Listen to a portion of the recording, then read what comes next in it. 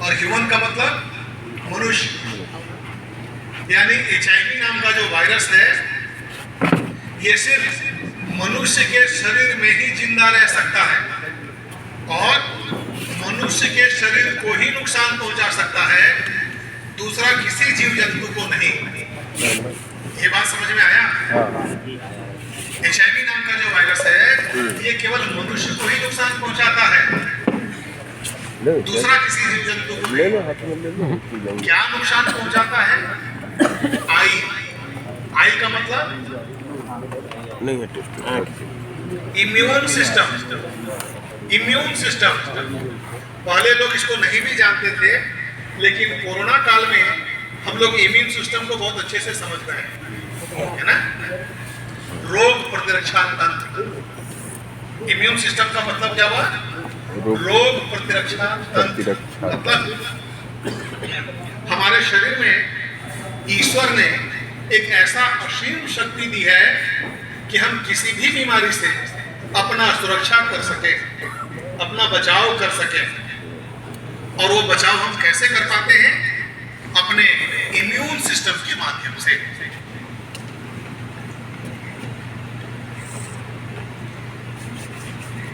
बीमारियों से लड़ने की जो शक्ति है हमारे शरीर में, उस शक्ति के माध्यम से हम अपना बचाव, अपना सुरक्षा कर लेते हैं। हम लोग जानते हैं कि बाहर से 4 तरह के परजीवी यानी फॉरेन एलिमेंट्स किसी व्यक्ति के शरीर में प्रवेश करता है और उसको बीमार बनाता है। वो 4 फॉरेन एलिमेंट्स कौन कौन से हैं? 4 परजीवी कौन कौन से हैं? एक है वायरस, ठीक है ना? एक तरह का जो परजीवी होता है ये कहलाता है वायरस, और दूसरा बैक्टीरिया, तीसरा फंगस, और चौथा पाराजुआ या पैरासाइट, ठीक है ना? यही 4 टाइप के परजीवी बाहर से आकर के किसी मनुष्य को बीमार बनाता है। HIV किस श्रेणी में है? वायरस के श्रेणी में है। HIV एक वायरस है। इसका मुख्य काम क्या है? हमारे शरीर से जो बीमारी से, रोग से लड़ने का ताकत है, धीरे धीरे करके, अचानक नहीं, धीरे धीरे करके उसको कमजोर या ध्वस्त कर देता है, नष्ट कर देता है, समाप्त कर देता है, ठीक है ना? धीरे धीरे करके। ऐसा नहीं है कि आज अगर किसी के अंदर में HIV आया है तो कल ही उसका इम्यून सिस्टम खत्म हो जाएगा, लेकिन अगर किसी के अंदर में HIV आया है तो एक ना एक दिन उसका इम्यून सिस्टम ध्वस्त होगा ही, टाला नहीं जा सकता। ऐसा कोई बीमारी अभी तक, कोई ऐसा दवाई नहीं है, कोई ऐसा वैक्सीन नहीं है जिसको ले लें तो हमारा इम्यून सिस्टम ध्वस्त होने से बच जाए, ऐसा नहीं। कुछ साल तक बचाया जा सकता है, लेकिन कुछ साल के बाद वो दवा आगे काम करना बंद कर देगा, और जिस दिन वो दवा काम करना बंद कर देगा उसके कुछ ही वर्षों बाद उस आदमी की मौत हो सकती है, ठीक है ना? HIV एक वायरस है जो आदमी के शरीर से उसका बीमारी से लड़ने वाला शक्ति को प्रभावित करता है, कमजोर करता है और नष्ट करता है, लेकिन धीरे धीरे। हमारा शरीर का इम्यून सिस्टम HIV से लड़ता है, उसको मारता भी है ये, लेकिन ये लड़ाई के क्रम में एक समय ऐसा आता है कि हमारा इम्यून सिस्टम HIV से हार जाता है और HIV हमारे शरीर पर हावी हो जाता है। क्लियर है बात? HIV के कारण ही एक ऐसा परिस्थिति आता है, ऐसा समय आता है जो एड्स कहलाता है। जैसे 3 शब्द से HIV बना था, वैसे 4 शब्द से एड्स बना है। AID और S। A का मतलब क्या हुआ? एक्वायर्ड। एक्वायर्ड का मतलब क्या होता है? प्राप्त किया हुआ। इसका मतलब HIV नाम का जो वायरस है ये कुदरती तौर से किसी व्यक्ति के अंदर में नहीं रहता, ठीक है ना? HIV नाम का वायरस कुदरती तौर से किसी मनुष्य के अंदर में नहीं रहता। ये बाहर किसी ऐसे व्यक्ति से ग्रहण करता है जिसके अंदर ये पहले से है। यानी कह सकते हैं HIV को हम एक्वायर भी करते हैं और जबरदस्ती को हमको नहीं दे सकते। हम अपने गलती की वजह से ही, अपने से ही कह सकते हैं हम HIV को रिसीव करते हैं, धारण करते हैं। अगर कोई व्यक्ति किसी व्यक्ति से HIV रिसीव कर ले, धारण कर ले, तो क्या होगा? I यानी उसका इम्यून सिस्टम, D उसमें डेफिशिएंसी यानी कमी आ जाएगी। जब इम्यून सिस्टम हमारा कमजोर हो जाएगा तो क्या होगा? HIV के कारण ही जब हमारा इम्यून सिस्टम कमजोर हो जाएगा तब क्या होगा? तब वो बीमारी तो मेरे ऊपर ज्यादा असर करने लगेगा। बाहर वातावरण में बहुत सारे बीमारी के कीटाणु होते हैं। हवा जिसको हम लोग देख भी नहीं पा रहे हैं ना, इसके अंदर में भी बहुत तरह का कीड़ा मकोड़ा हो सकता है, छोटा सूक्ष्म परजीवी, जो हमारे श्वास के माध्यम से हमारे शरीर में जा सकता है या जाता है, लेकिन हम बीमार नहीं पड़ते। क्यों? क्योंकि हमारा इम्यून सिस्टम मजबूत है। हम जहां तहां का पानी पी लेते हैं, उस पानी के माध्यम से कई प्रकार के बीमारी के कीटाणु हमारे शरीर में आते हैं, हम फिर भी बीमार नहीं पड़ते। क्यों? क्योंकि हमारा इम्यून सिस्टम मजबूत है।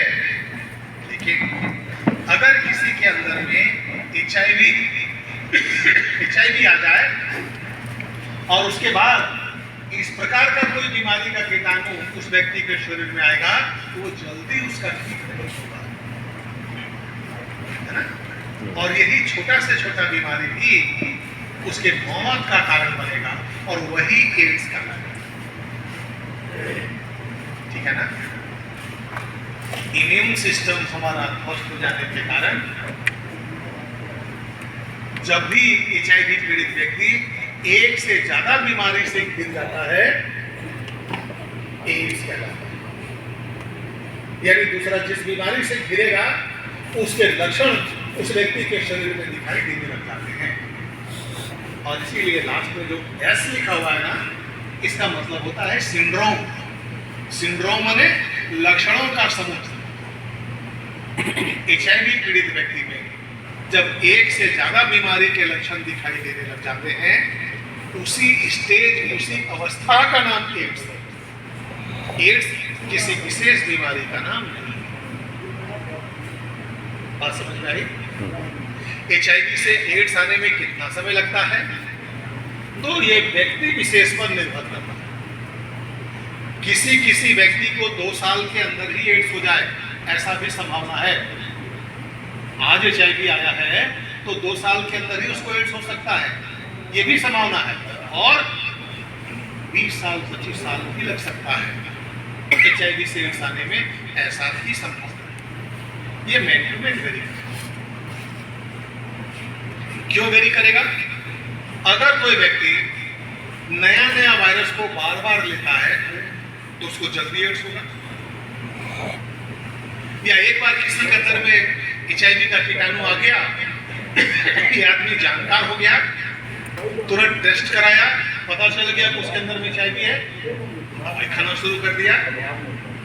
अगर HIV के साथ जीने वाला व्यक्ति दवाई लेना शुरू कर दे HIV का, तो ऐसे लोगों में HIV से एड्स आने का जो अवधि है, ये कह सकते हैं 25 साल 30 साल तक भी चल सकता है। 25 साल 30 साल के बाद उसको एड्स आएगा, ऐसा भी संभव है ना? इसीलिए हम लोगों को HIV के बारे में ठीक से जानकार होना चाहिए। HIV और एड्स में कुछ अंतर हम लोग महसूस कर पा रहे हैं, जानना चाहिए। किसी व्यक्ति को हम HIV पॉजिटिव कब बोलते हैं? जब किसी व्यक्ति ने HIV का जांच कराया हो और उसका रिपोर्ट पॉजिटिव आया हो HIV से, ऐसे व्यक्ति को ही बोला जाएगा HIV पॉजिटिव। एड्स किसको बोलेंगे? जिसको पूर्ण जब HIV पीड़ित व्यक्ति में लक्षण दिखाई देने लग जाएंगे तब उसको बोलेंगे HIV पॉजिटिव। और HIV से एड्स आने में नॉर्मली कितना समय लगता है? तो 10 से 12 साल का समय लगता है। ठीक है ना? HIV से एड्स आने में नॉर्मली कितना समय लगता है? 10 से 12 साल। इसका मतलब क्या हुआ? HIV पीड़ित व्यक्ति 10-12 साल तक बिना दवाई के भी स्वस्थ रह सकता है। जब तक व्यक्ति में एड्स के लक्षण नहीं दिखाई दे रहे हैं तब तक वास्तव में वो व्यक्ति बीमार नहीं है। वो हर काम कर सकता है जो एक नॉर्मल हेल्दी कर सकता है। ठीक है ना? यह डंपर ऑपरेटर मैक्सिमम डंपर चलाने में भी बहुत कुछ तो लगता है ना, समय लगता है, थकान होता है। तो जैसे सामान्य व्यक्ति डंपर चला सकता है वैसा ही 10-12 साल तक HIV पीड़ित व्यक्ति भी डंपर चलाएगा। कोई तरह का उसके शरीर में कमी थकान नहीं आएगा। कमजोरी कब महसूस होगा? जब वो एड्स की स्थिति में आ जाएगा तब। और HIV से एड्स आने में कितना समय लगता है? 10 से 12 साल। इसका मतलब क्या हुआ? बिना दवाई के भी HIV के साथ 10-12 साल स्वस्थ जीवन जिया जा सकता है। तो क्या किसी को केवल HIV होने के चलते ही नौकरी से निकाल देना चाहिए? है ना? क्यों नहीं निकाला जाना चाहिए?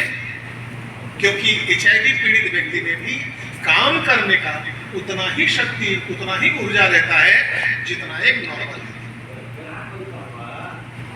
वास्तव में HIV पॉजिटिव होना बीमारी नहीं है, बीमार नहीं है। बीमार कब है? जब एड्स हो, जब एड्स में पहुंच जाता है तब। जब तक एड्स की स्थिति में नहीं पहुंचा है तब तक वो बीमार नहीं है, हर काम को वो कर सकता है।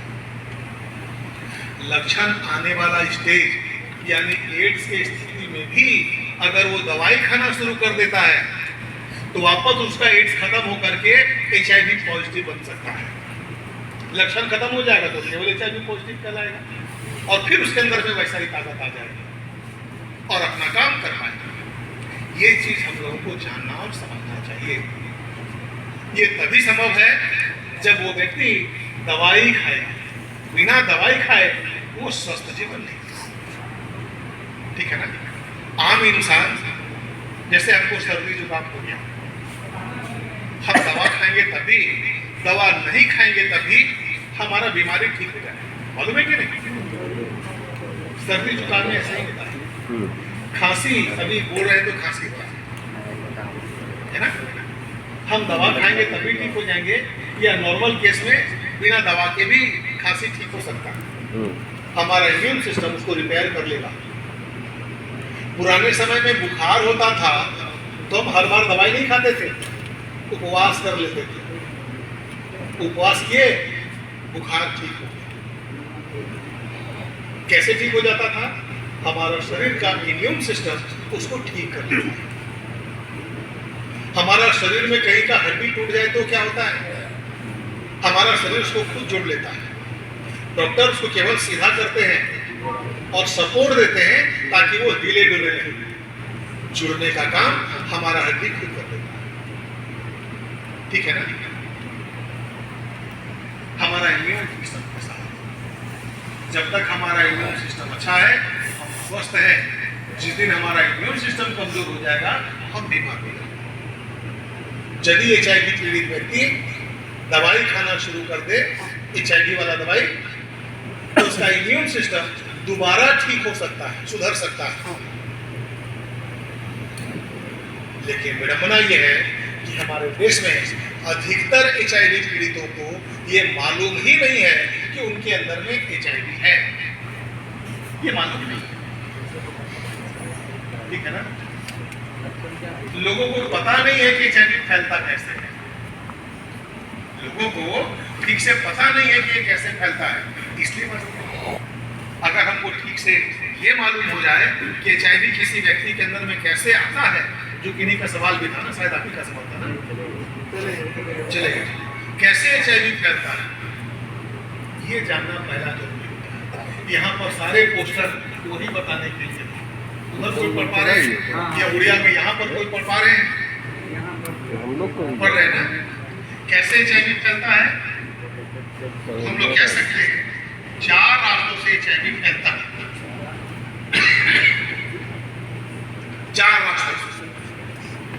कौन कौन से रास्ते हैं एचआईवी फैलने के? पहला है संक्रमित व्यक्ति के साथ, याद रखिएगा, हर किसी के साथ नहीं, संक्रमित व्यक्ति के साथ असुरक्षित यौन संबंध बनाने से एचआईवी फैलता है। कैसे समझेंगे कि हमारा पार्टनर संक्रमित है कि नहीं? क्योंकि हम लोग शुरू में ही जान चुके हैं एचआईवी पीड़ित में कोई लक्षण दिखाई नहीं देता है ना। एचआईवी के साथ जीने वाला व्यक्ति बाहर से बिल्कुल स्वस्थ दिखाई दे सकता है। फिर कैसे समझेंगे?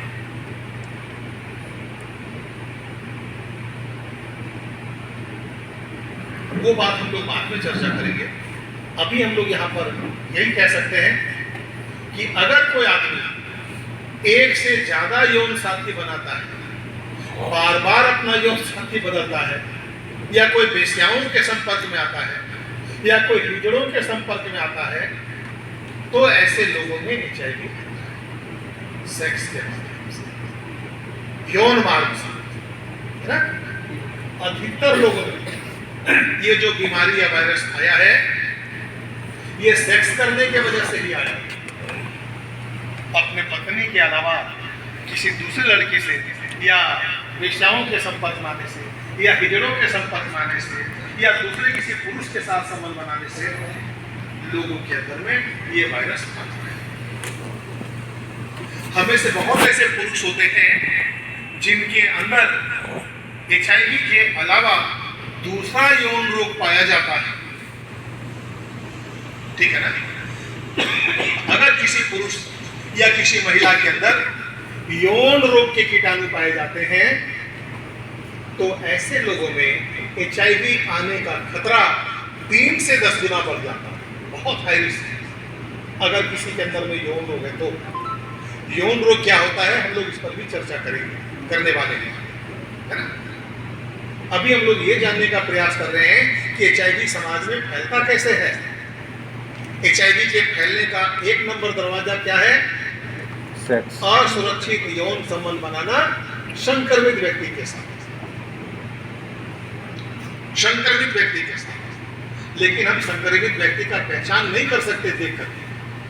इसका मतलब अगर एक से ज्यादा कोई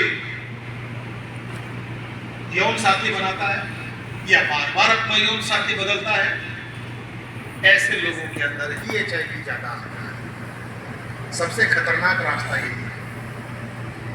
ठीक है ना। इसके अलावा सबसे खतरनाक रास्ता कौन सा है? 3 नंबर वाला, 3 नंबर वाला, संक्रमित सुई। संक्रमित सुई खास करके एक विशेष समुदाय के लोगों में, एक विशेष एज ग्रुप के लोगों में सुई के माध्यम से नशा करने की प्रवृत्ति बहुत ज्यादा है। बहुत लोग ऐसा करते हैं।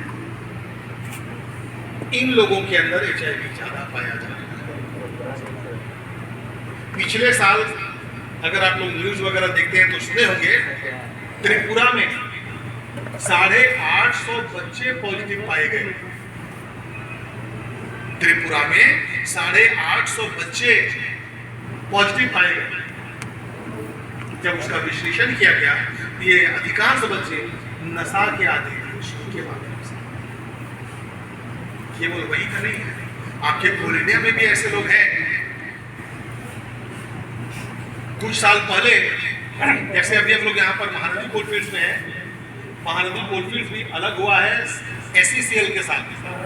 पहले एसईसीएल था, है ना, वहां से अलग होकर के एमसीएल बना। एसईसीएल का जो कोरबा जिला है, वहां पर 4 एरिया है। जैसे यहाँ पर वसुंधरा है, बगल में ईमखेड़ी है, लखनपुर है, ऐसा एरिया है।